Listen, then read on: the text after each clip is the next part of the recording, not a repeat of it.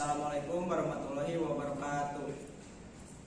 Perkenalkan, kami dari kelompok 9 kelas manajemen 3D yang beranggotakan saya Muhammad Faisal Al-Ghifari, saya Muhammad Dinar Maulana Subakti, saya Muhammad Isa Pramudita. Kami dari Prodi Manajemen Fakultas Ekonomika dan Bisnis akan menjelaskan hasil analisis pengaruh label halal dan harga terhadap keputusan pembelian produk kosmetik Wardah di Kecamatan Majalengka. Di sini saya akan menjelaskan tentang uji asumsi klasik. Yang pertama, uji normalitas. Uji normalitas berguna untuk menentukan data yang telah dikumpulkan berdistribusi normal atau diambil dari populasi normal. Metode dalam pengujian normalitas, suatu data tidak begitu rumit. Berdasarkan pengalaman empiris, beberapa pakar statistik, data yang banyaknya lebih dari 30 angka, maka sudah dapat diasumsikan berdistribusi normal, bisa dikatakan sebagai sampel besar. Bisa kita lihat pada tabel 4010 hasil uji normalitas one sample Kolmogorov-Smirnov test. Berdasarkan tabel one sample Kolmogorov-Smirnov test dapat disimpulkan bahwa nilai asumsi dua tel adalah 0,000, menunjukkan nilai signifikansi yang lebih besar dari A dengan 0,05, sehingga dapat disimpulkan bahwa data dalam penelitian ini memiliki distribusi normal atau uji normalitas terpenuhi. Dalam penelitian ini, selain menggunakan Kolmogorov-Smirnov K atau S, pada ujian normalitas data juga menggunakan grafik histogram. Ini selain menggunakan Kolmogorov-Smirnov, pada uji normalitas data juga menggunakan grafik histogram. Berikut adalah grafik histogram hasil uji normalitas. Pada gambar di atas menunjukkan bahwa data variabel berdistribusi secara normal karena grafik histogram hasil uji. Karena grafik histogram tidak condong ke kanan maupun ke kiri, namun bentuknya simetris. Yang kedua, uji multikoleniaritas. Uji multikoleniaritas ini dimaksudkan untuk menguji apakah terdapat kolerasi yang tinggi atau sempurna antara variabel bebas atau tidak dalam model regresi. Untuk mendeteksi adanya kolerasi yang tinggi antar variabel independen dapat dilakukan dengan beberapa cara, salah satunya dengan menggunakan tolerance dan variance inflation factor. Menurut Ghazali, toleransi mengukur variabel independen terpilih yang tidak dijelaskan oleh variabel independen lainnya. Jadi toleransi yang rendah sama dengan nilai FIF yang tinggi. Asumsi dari toleransi dan FIF dapat dinyatakan sebagai berikut.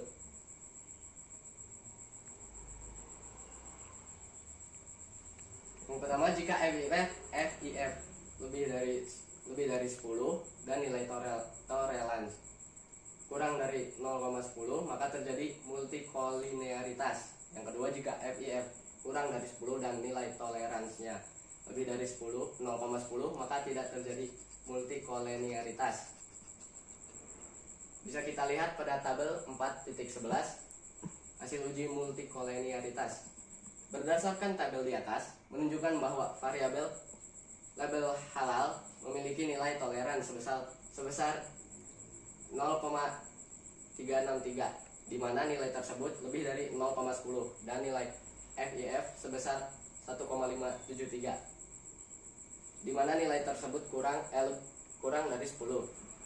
Dan variabel harga memiliki nilai toleran sebesar 0,636, di mana nilai tersebut lebih dari 0,10 dan nilai FIF sebesar 1,573, di mana nilai tersebut kurang dari 10. Bisa disimpulkan bahwa tidak ada multikolinearitas antara variabel independen dalam model regresi. Selanjutnya, uji autokolerasi. Autokolerasi bisa kita lihat pada tabel 4.12 hasil uji autokorelasi. Berdasarkan hasil analisis di atas dengan menggunakan program SPSS 24 diperoleh nilai DW Turing Watson sebesar 1,824.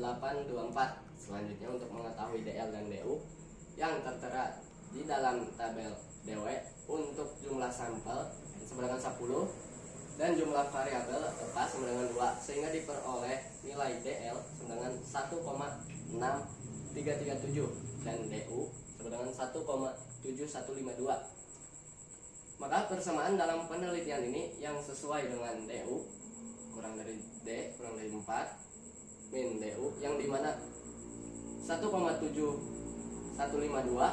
kurang dari 1,825 kurang dari 2,284, sehingga dapat disimpulkan bahwa dasar keputusan tidak ditolak, artinya tidak terdapat autokorelasi positif maupun negatif, yang berarti terbebas dari autokorelasi.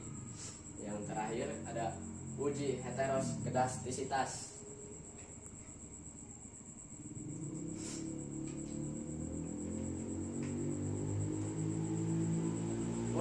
Yang terakhir adalah uji heteroskedastisitas. Bisa kita lihat di gambar 4.2 hasil uji heteroskedastisitas. Berdasarkan grafik di atas menunjukkan bahwa titik-titik menyebar secara acak serta tersebar baik di atas maupun di bawah angka 0 dan sumbu Y. Maka dapat disimpulkan bahwa tidak terjadi heteroskedastisitas pada model regresi. Yang artinya dapat disimpulkan bahwa tidak terjadi masalah heteroskedastisitas hingga model regresi yang baik dan ideal dapat terpenuhi. Yuk. Dan selanjutnya yaitu pada tabel 4.13 hasil uji regresi berganda. Berdasarkan hasil analisis SPSS 24 pada tabel di atas, maka didapat persamaan regresi sebagai berikut. Y sama dengan 2,197 plus 0,513 X1 plus 0,912 X2 plus epsilon. Dari persamaan di atas maka dapat diinterpretasikan sebagai berikut. Konstanta 1, nilai konstanta sebesar 2,197 bertanda positif. Artinya apabila label halal dan harga bernilai konstan, maka keputusan pembelian sebesar 2,197. Yang kedua, koefisien regresi label halal sebesar 0,513 dan bertanda positif, artinya jika semakin baik label halal maka keputusan pembelian pada konsumen pada produk Wardah di Kecamatan Majalengka akan semakin tinggi. Yang ketiga, koefisien regresi harga sebesar 0,912 dan bertanda positif, artinya jika semakin baik label halal maka keputusan pembelian pada konsumen pada produk Wardah di Kecamatan Majalengka akan semakin tinggi. Dan yang terakhir, yang keempat, nilai residual, artinya error term atau variabel lain yang tidak diteliti yang mempengaruhi keputusan pembelian. Dan selanjutnya yaitu pada tabel 4.14 hasil analisis koefisien determinasi secara parsial. Kita bisa lihat hasil ininya ya, hasil kita. Berdasarkan pada tabel di atas terdapat nilai zero order untuk variabel halal sebesar 0,650 dan untuk variabel harga sebesar 0,773. Maka pengaruh masing-masing variabel independen terhadap variabel dependen dapat dihitung sebagai berikut. A. Koefisien determinasi label halal terhadap keputusan pembelian, yaitu KD sama dengan R kuadrat dikali 100% dalam kurung 0,50 kuadrat tutup kurung dikali 100%, yaitu hasilnya 42,25%. Berdasarkan perhitungan tersebut dapat diketahui bahwa kontribusi label halal mempengaruhi keputusan pembelian pada konsumen kosmetik Wardah di Kecamatan Majalengka ialah sebesar 42,25%. Dan B yaitu koefisien determinasi harga terhadap keputusan pembelian, yaitu dengan KD sama dengan R kuadrat dikali 100% sama dengan 0,773, dan 0,773 itu didapat dari ini zero order yang ini dikali 100% sama dengan 59,75%. Berdasarkan perhitungan tersebut dapat diketahui bahwa kontribusi label halal mempengaruhi keputusan pembelian pada konsumen kosmetik Wardah di Kecamatan Majalengka ialah sebesar 59,75%. Oke, selanjutnya di sini saya akan menjelaskan uji hipotesis parsial. Uji T digunakan untuk menguji hipotesis antara label halal dan harga secara parsial terhadap keputusan pembelian. Uji T pada dasarnya menunjukkan seberapa jauh pengaruh suatu variabel independen secara individual menerangkan variasi variabel dependen. Berdasarkan tabel 4.13 bisa kita lihat tabelnya. Nah, yang ini ya. Lanjut. Bisa diperoleh nilai T hitung dari variabel label halal adalah 3,825 bertanda positif dengan tingkat signifikasi 0,000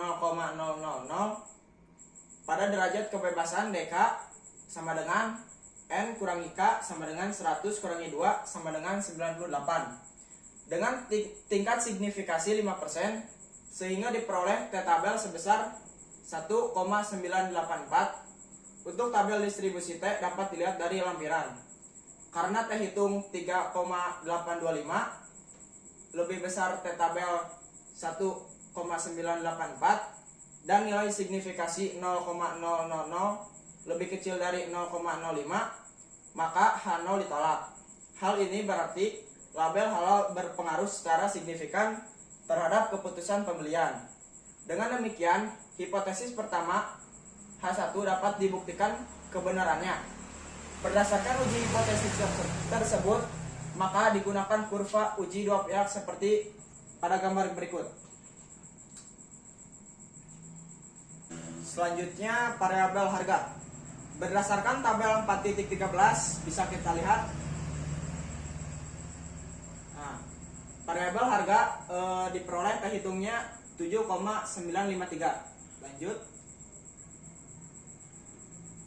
Berdasarkan tabel 4.13 bisa diperoleh nilai T hitung dari variabel harga sebesar 7,953 bertanda positif dengan tingkat signifikasi 0,000 pada derajat kebebasan DK sama dengan N kurang IK sama dengan 100 kurangi 2 sama dengan 98 dengan tingkat signifikasi 5% sehingga diperoleh T tabel sebesar 1,984.